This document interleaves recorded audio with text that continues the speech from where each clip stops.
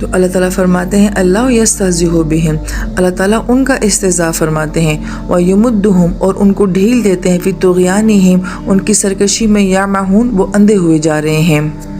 اب اس آیت مبارکہ میں یمدہم کا لفظ آیا ہے۔ یمدہم جو ہے یہ مد سے ہے۔ جب ہم تجوید پڑھتے ہیں تو اس میں ہم ایک قاعدہ پڑھتے ہیں مد کا، اور مد کا مطلب ہوتا ہے دراز کرنا، لمبا کرنا، کھینچنا،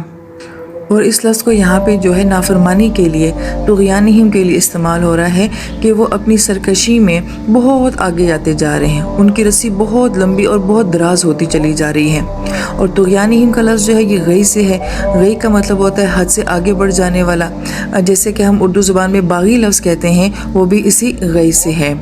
اور کسی کا بہت حد سے آگے گزر جانا، جیسے کہ اسی لفظ سے طغیانی بھی آتا ہے، اور ہم اردو زبان میں یہ لفظ بولتے ہیں کہ دریا میں بہت زیادہ طغیانی آئی ہوئی ہے، یعنی کہ دریا جب بے لگام ہو رہا ہوتا ہے، اس کا جوش بہت زیادہ ہو جاتا ہے، فلو بہت زیادہ ہو جاتا ہے، تو ہم کہتے ہیں کہ دریا طغیانی میں ہے۔ تو کسی کا اتنا بے قابو ہو جانا، حد سے آگے بڑھ جانا، اس کو جو ہے وہ غی کے ساتھ بیان کیا گیا ہے۔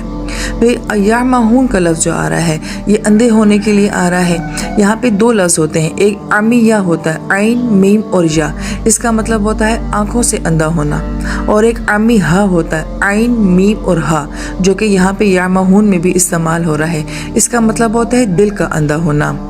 اور قرآن اس انداز میں بہت بات کرتا ہے کہ ان کے دل اندھے ہو گئے ہیں، ان کی آنکھیں اندھی ہو گئی ہیں، اور وہ سن نہیں سکتے، وہ بہرے ہو گئے ہیں، جبکہ کافر اور منافقین جو ہیں وہ دیکھتے بھی تھے، سنتے بھی تھے، اور وہ زندہ تھے، ان کے دل بھی تھے۔ لیکن قرآن یہ کہتا ہے کہ روحانی طور پہ یہ لوگ مر چکے ہوتے ہیں، لہٰذا جن کے دل اندھے ہو چکے ہیں نا، تو انہیں ایسے ایمان والے جو ہیں وہ بیوقوف نظر آتے ہیں، انہیں نبی علیہ السلام کی قربانیاں جو ہیں اور دین کی خاطر ان کا یہ سارا جہاد جو ہے وہ انہیں بیوقوف عمل نظر آتا ہے۔